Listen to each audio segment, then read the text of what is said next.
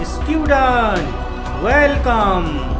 आज हम अध्ययन करेंगे class 11 chapter 4 landscape of the soul. इस लेसन की लेखिका हैं नथाली ट्राउवेरॉय। स्टूडेंट्स, आप सभी के लिए प्रस्तुत है इस लेसन की हिंदी व्याख्या। इस lesson landscape of the soul की लेखिका हैं नथाली ट्राउवेरॉय। आपके पति की बेल्जियम के राजदूत के रूप में भारत में पोस्टिंग थी तथा आप अपने फैमिली के साथ नई दिल्ली में रहती थी। आप एक प्रसिद्ध कला इतिहासकार हैं। नथाली ने कला के इतिहास विषय में अपनी मास्टर डिग्री पूर्ण की है। पेंटर बू दाओजी के बारे में एक अद्भुत कहानी कही जाती है जो 8वीं शताब्दी में हुए थे। उनकी अंतिम पेंटिंग एक भूदृश्य थी जिसे बनाने के लिए टेंग सम्राट जुआनझोंग ने आदेश दिया था। सम्राट अपने राजमहल की एक दीवार को सजाना चाहते थे। पेंटर मास्टर ने अपने काम को एक पर्दे के पीछे छिपा रखा था, अतः केवल सम्राट उसे देख सकते थे। बहुत देर तक सम्राट उस अद्भुत दृश्य को प्रशंसा की नजरों से देखते रहे। उन्होंने जंगलों का, ऊंचे पर्वतों का, झरनों का, एक विशाल आकाश में बादलों को तैरते हुए, पहाड़ियों पर आदमियों को चलते हुए और पक्षियों का उड़ना निहारा।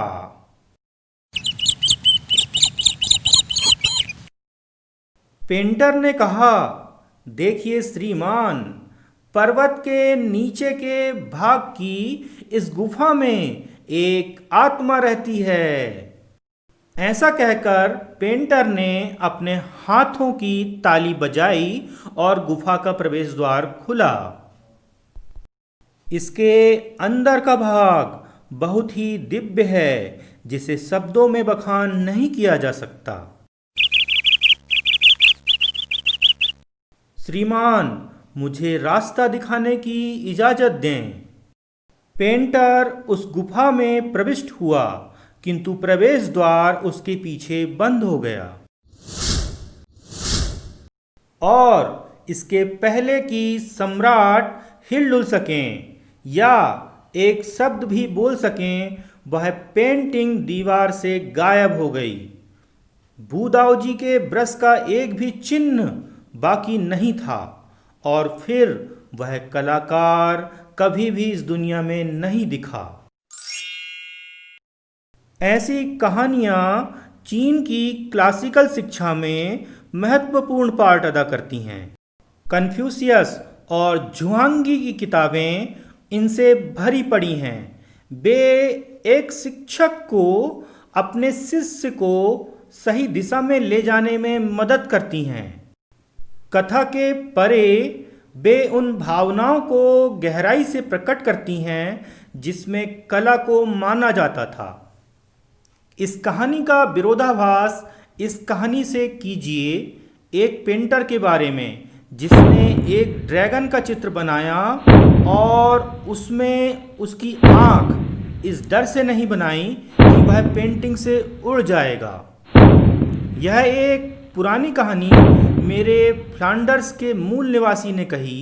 उसे मैं पाश्चात्य पेंटिंग की प्रतिनिधि पाता हूँ। 15वीं सदी में एंटवर्प एक मास्टर लोहार जिसका नाम क्विंटेन मेट्सिस था, एक पेंटर की पुत्री के प्यार में पड़ गया। पिता अपने जमाई के ऐसे व्यवसाय को स्वीकार नहीं कर सकता था, इसलिए क्विंटेन पेंटर के स्टूडियो में चुपके से घुसा और उनके अभी तक के पैनल पर एक मक्खी को ऐसी सूक्ष्म वास्तविकता से पेंट किया कि मास्टर ने वास्तविकता जानने से पहले मक्खी को झपट्टा मारकर भगाने का प्रयास किया। क्विंटेन तत्काल एक प्रशिक्षु के रूप में स्टूडियो में नियुक्त किया गया। उसने अपनी प्रियतमा से शादी की और अपने समय का अत्यंत प्रसिद्ध पेंटर बन गया। ये दो कहानियां इस बात को चित्रित करती हैं कि कला किस प्रकार की उपलब्धि को हासिल करना चाहती है। भ्रम में डालने वाली समानता यूरोप में और एशिया में आंतरिक जीवन व चेतना का मूल तत्व।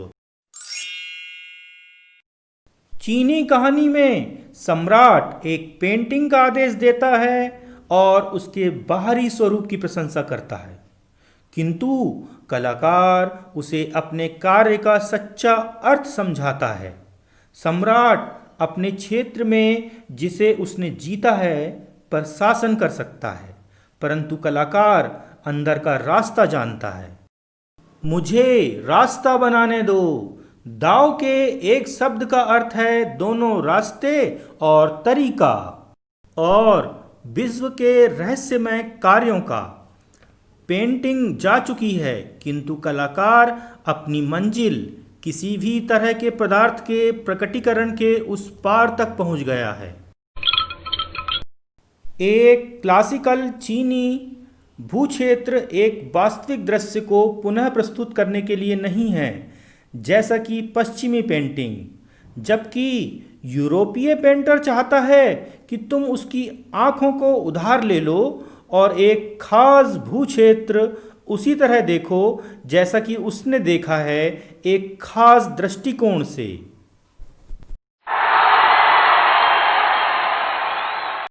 चीनी पेंटर एक अकेला दृष्टिकोण नहीं चुनता है, उसका भूक्षेत्र वास्तविक नहीं है और तुम उसमें किसी भी बिंदु से प्रवेश कर सकते हो, फिर उसमें यात्रा कर सकते हो। कलाकार तुम्हारी आंखों के लिए एक रास्ता तैयार करता है ताकि तुम ऊपर नीचे यात्रा कर सको, फिर आराम से वापस आ सकते हो। यह क्षैतिज स्क्रॉल के मामले में ज़्यादा सच होगा, जिसमें पेंटिंग के एक भाग के मामले में ज़्यादा धीमी शुरुआत होगी, फिर उसे ऊपर रोल करना दूसरी तरफ।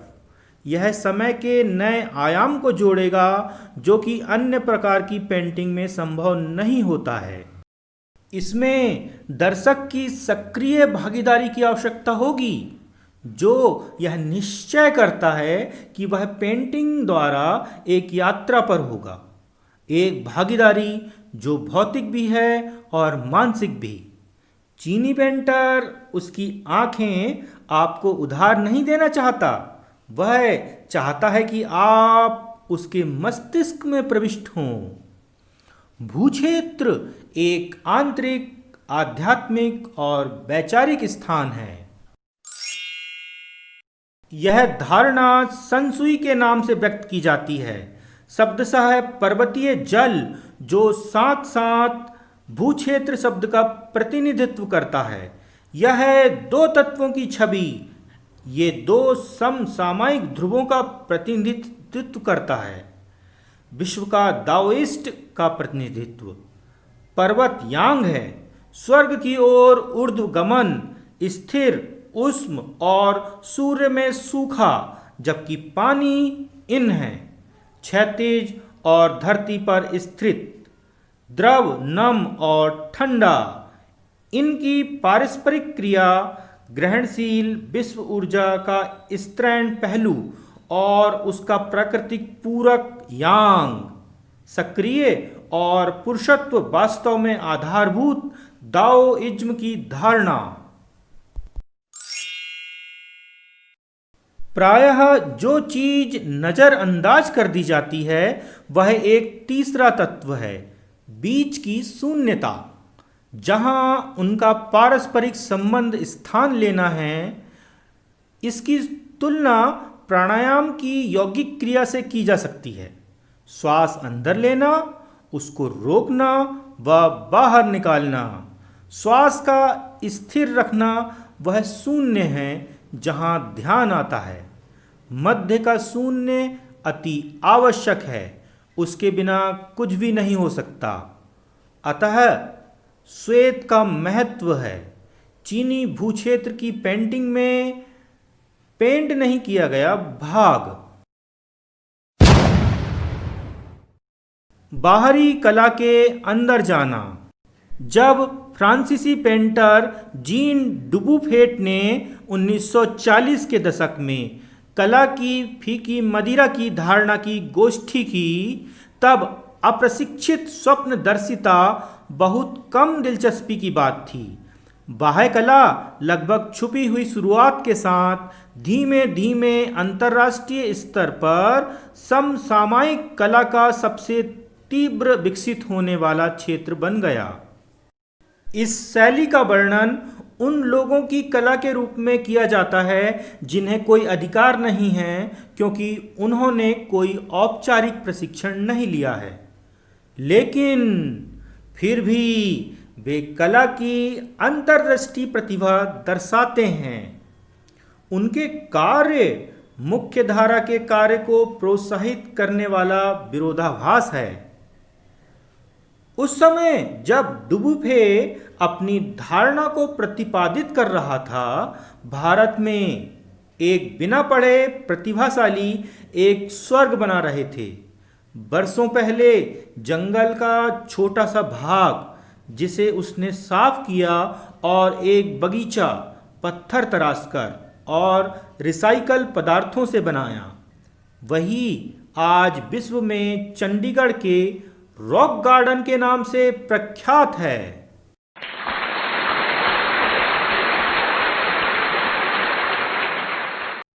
इसके 80 वर्षीय रचनाकर्ता व डायरेक्टर नेकचंद अब भारतवर्ष के बाह्य कला के सबसे बड़े योगदानकर्ता के रूप में जाने जाते हैं। रॉ विजन पत्रिका के 50वें अंक 2005 की बसंत ऋतु, जो कि एक यूके में प्रकाशित होने वाली पत्रिका है, जो कि बाह्य कला प्रकाशन की प्रथम पत्रिका है, के मुख्य पृष्ठ पर नेकचंद का और उनके रॉक गार्डन की मूर्ति वुमन बाय द वाटरफॉल छपा है, जो कि उसके वार्षिक अंक का मुख्य पृष्ठ है।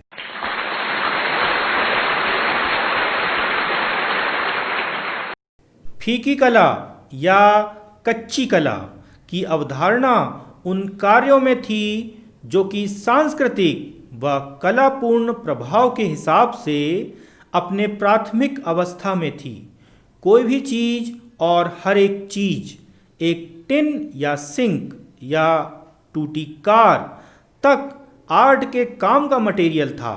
कुछ ऐसी चीज जिसे नेकचंद ने चौंकाने वाली ऊंचाई तक पहुंचा दिया।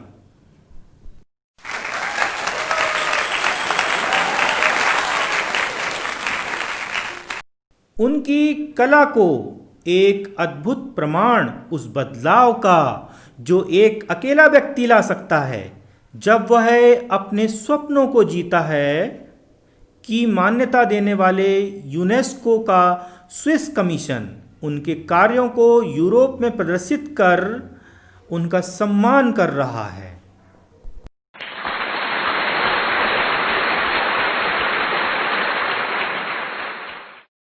5 माह का संवादपूर्ण शो नेकचंद का कार्यक्षेत्र के नाम से स्विट्जरलैंड, बेल्जियम, फ्रांस और इटली में आयोजित होगा।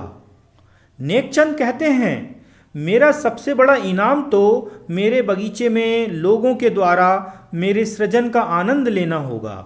वृंदा सूरी, हिंदुस्तान टाइम्स, 28 अगस्त 2005। स्टूडेंट, आप सभी को अध्ययन के लिए बहुत बहुत शुभकामनाएं। अभी आपके स्क्रीन पर बटन के रूप में 2 नए वीडियो दिखाई दे रहे हैं। आप इन दोनों वीडियो में से किसी एक को चुनकर उस पर क्लिक करें और आगे का अध्ययन जारी रखें।